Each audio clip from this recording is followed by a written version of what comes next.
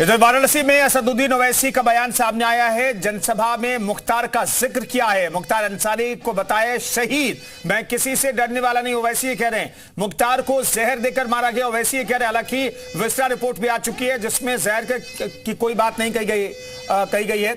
शहीदों को मुर्दा कभी मत कहो, ये ओवैसी कह रहे हैं। बीजेपी ने चुनाव आयोग में शिकायत की है।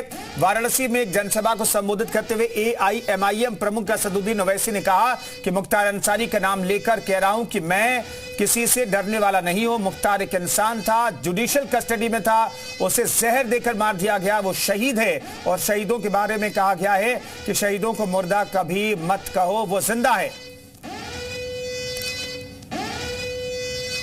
तो असदुद्दीन ओवैसी का यह बयान, जिसकी शिकायत बीजेपी ने भी कर दी है। वाराणसी में विवादित बयान दिया असदुद्दीन ओवैसी ने। उन्होंने हालांकि साफ तौर पर कहा कि बीजेपी से मैं डरने वाला नहीं हूं। उन्होंने क्या कहा, आपको सुनाते हैं। मुख्तार अंसारी एक इंसान था, जुडिशियल कस्टडी में था, जहर देकर मार दिया, वो शहीद है, वो शहीद है। और शहीदों के बारे में कहा गया कि उनको मुर्दा कभी मत कहो, जिंदा है, उनको जिंदा है। मगर उनको बचाने की जिम्मेदारी बीजेपी की सरकार की थी। तो मुख्तार अंसारी के नाम पर अभी भी सियासत जारी है। मुख्तार अंसारी के कब्र पर फातिहा पढ़ने का जो आरोप बीजेपी लगा रही है साफ तौर पर, हालांकि वो आरोप जो है वो अखिलेश यादव पर है। असदुद्दीन ओवैसी की पार्टी का इतना दबदबा उत्तर प्रदेश में कम से कम नहीं है। तमाम चुनाव लड़ती है एआईएमआईएम। इस बार पल्लवी पटेल के साथ मिलकर के वो चुनाव लड़ रहे हैं, चुनावी सभाएं कर रहे हैं। लेकिन बीजेपी के निशाने पर अखिलेश यादव हैं, जो गए थे मुख्तार अंसारी की फैमिली से मिलने के लिए। और इसी पर कटाक्ष बीजेपी करती है कि समाजवादी पार्टी के जो नेता है वो फातिहा पढ़ने जाते हैं कब्र पर।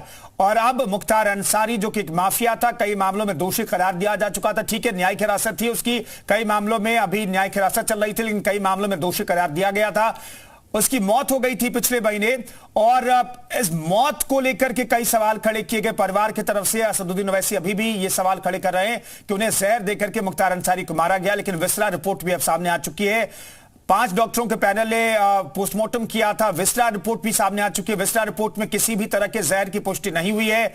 जुडिशियल जांच चल रही है। लेकिन इन सब के बीच अपने मतलब से असदुद्दीन ओवैसी और कुछ लोग आरोप लगा रहे हैं अभी भी कि मुख्तार अंसारी को जहर देकर के जेल में मारा गया और इलाज के लिए, दिखावे के लिए भर्ती करवाया गया था मेडिकल कॉलेज में।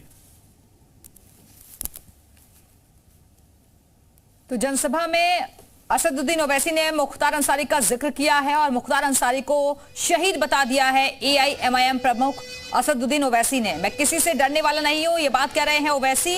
मुख्तार को जहर देकर मारा गया है, शहीदों को मुर्दा कभी मत कहो। बीजेपी ने चुनाव आयोग में इसको लेकर शिकायत भी की है। वाराणसी में एक जनसभा को संबोधित करते हुए ये विवादित बयान असदुद्दीन ओवैसी की तरफ से दिया गया। उन्होंने कहा कि मुख्तार अंसारी का नाम लेकर कह रहा हूं कि मैं किसी से डरने वाला नहीं हूं।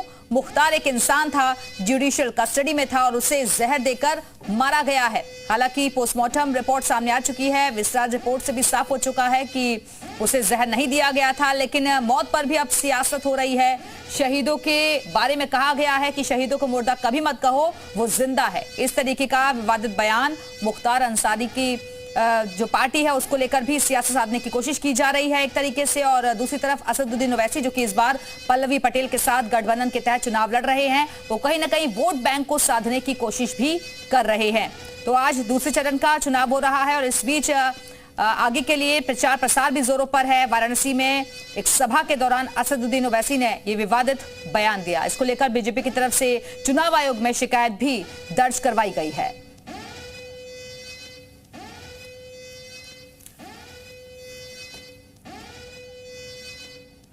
और बीजेपी विधायक राजेश्वर चौधरी जी इस वक्त हमारे साथ जुड़ गए हैं। राजेश्वर जी, ये जो बयान दिया गया है असदुद्दीन ओवैसी साहब के जरिए, उन्होंने शहीद बता दिया है मुख्तार अंसारी को और कहा है कि मैं किसी से डरने वाला नहीं हूं। कैसे देख रहे हैं आप इसे?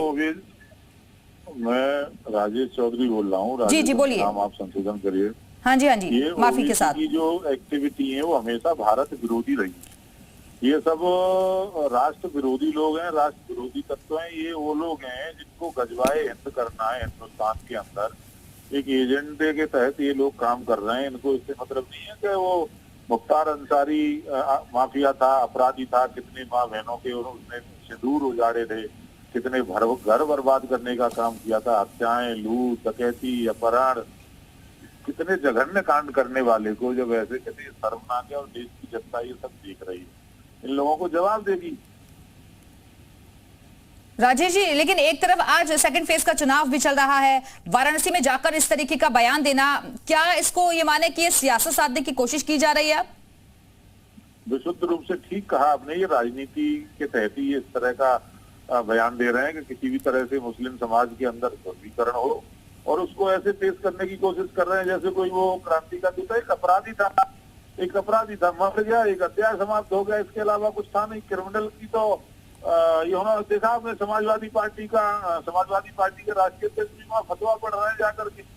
ये सब लोग मिले हुए हैं आपस में और देश विरोधी है। राजेश जी, मैं ये जानना चाहता हूं क्या ये सिर्फ असदुद्दीन ओवैसी की सोच है या फिर पूरे विपक्ष की सोच है? क्योंकि आप लोग कमेंट कर रहे हैं, तंज कस रहे हैं कि भाई कुछ लोग मुख्तार अंसारी की कब्र पर जाकर के फातिया पढ़ रहे हैं। जी बिल्कुल ठीक कह रहे हैं आप।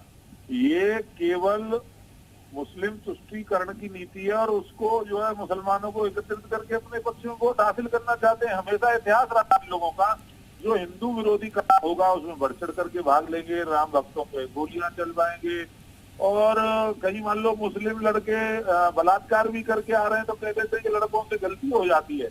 इस तरह का इनका इतिहास रहा है और ये जनता सब जानती है। बार बार इसीलिए इनको नकार रही है जनता। लगातार इसका जो जनाधार समाज में खत्म हो रहा है, इसीलिए हो रहा है। मैं इस बयान की घोर निंदा करता हूँ। एक अपराधी को अपराधी की नजर से देखना चाहिए। एक जो समाज में आतंक फैलाने वाला व्यक्ति और घृणित करने वाले व्यक्ति के साथ जो व्यवहार होना चाहिए वही करना चाहिए। ये बहुत निंदनीय है। राजेश जी, आपने इसको लेकर चुनाव आयोग से भी शिकायत की है आप लोगों ने?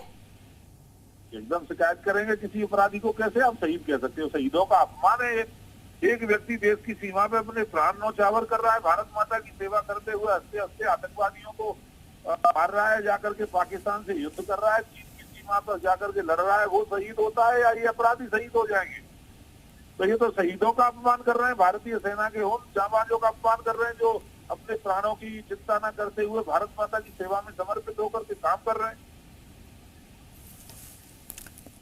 राजेश जी, वो कह रहे हैं कि वो किसी से डरते नहीं है। ये डर दिखाने की कोशिश करती है क्या बीजेपी, जो उन्हें इस तरीके का बयान देना पड़ रहा है? देखिए, कभी भारतीय जनता पार्टी ने या किसी सरकार ने उसके खिलाफ ऐसी कोई कार्रवाई तो की नहीं। ये तो वो अपराधी है, वो खुद अपने आप में अपराधी है जो भारत माता को भारत माँ बोलने को तैयार नहीं है, जो पार्लियामेंट के अंदर खड़े होकर के वंदे मातरम नहीं कहना चाहता। वंदे मातरम आजादी का गीत रहा, आजादी के दीवाने हंसते हंसते फांसी के फंदे पर वंदे मातरम बोलते हुए झूल गए। ये क्या चाहते हैं भाई? देश का बंटवारा कांग्रेस ने किया, वो तो धर्म के आधार पर ही किया था। केवल मुसलमानों को पाकिस्तान दिया था, ये तो था, हिंदुओं का तो था नहीं पाकिस्तान। तो जो धर्म के आधार पर एक बार देश का बंटवारा हो चुका है, एक पाकिस्तान और बांग्लादेश के रूप में दो राज्य का निर्माण हो चुका है, दोबारा उसी बीज को रोकने का काम कर रहे हैं। ये अलगाववाद की जो इनकी नीति है, लोगों के मन में वही भाव पैदा करने का काम कर रहे हैं कि देश का विभाजन करके दोबारा से हम एक और राष्ट्र का निर्माण करें। ये जो है इनके मंसूबे कभी कामयाब नहीं हो सकते। राजेश जी, एक होड़ मची हुई है मुख्तार अंसारी के करीबी दिखने की। पहले समाजवादी पार्टी के प्रतिनिधि के तौर पर जाते हैं यादव फैमिली के लोग, फिर असदुद्दीन ओवैसी खुद जाते हैं, फिर अखिलेश यादव जाते हैं और अब शहीद तक कहा जा रहा है। ये मुस्लिम जो वोटर्स हैं उनके करीबी दिखाने की कोशिश हो रही है।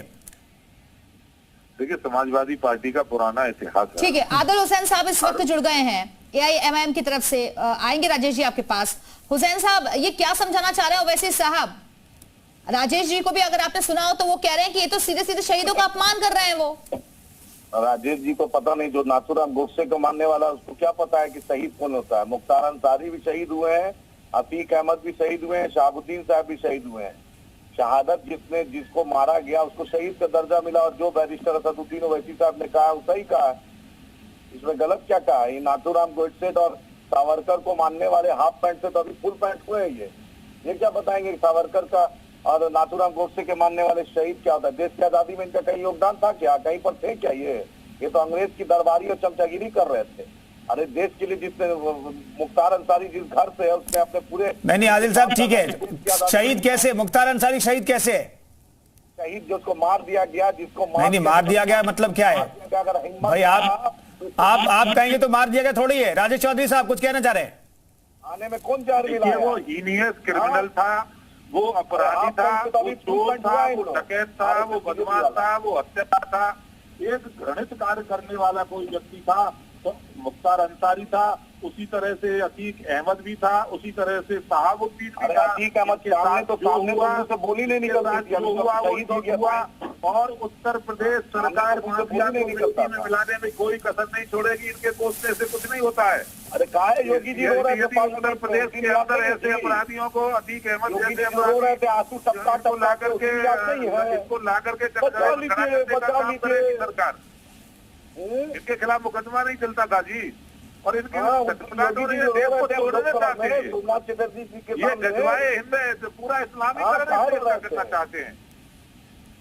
हाँ कायर हो रहे थे योगी जी, कायर हो रहे थे। ऐसे बहुत भौंकते रहते हैं। देखिए ओवैसी जैसे लोग भौंकते रहते हैं। नहीं आदिल हसन साहब ठीक है, आप यहाँ आपको जोड़ा गया है तो शब्दों की मर्यादा का ख्याल रखिए। आदिल हसन साहब समझे राजेश? अरे तू सुन कुत्ते, समझे जितना भाजपा का दलाली। नहीं राजेश, आदिल हसन शब्दों की मर्यादा का ख्याल रखिए। राजेश जी, आदिल हसन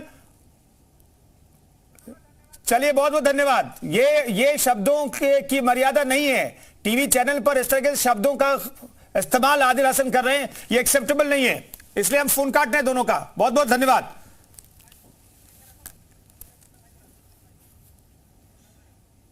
तो ये भड़काऊ बयान दिया एक तरीके से एक्सेप्ट करने वाला ये बयान नहीं है। मुख्तार अंसारी को AIMIM प्रमुख असदुद्दीन ओवैसी शहीद कह रहे हैं, ये एक्सेप्टेबल नहीं है। चलिए चुनाव की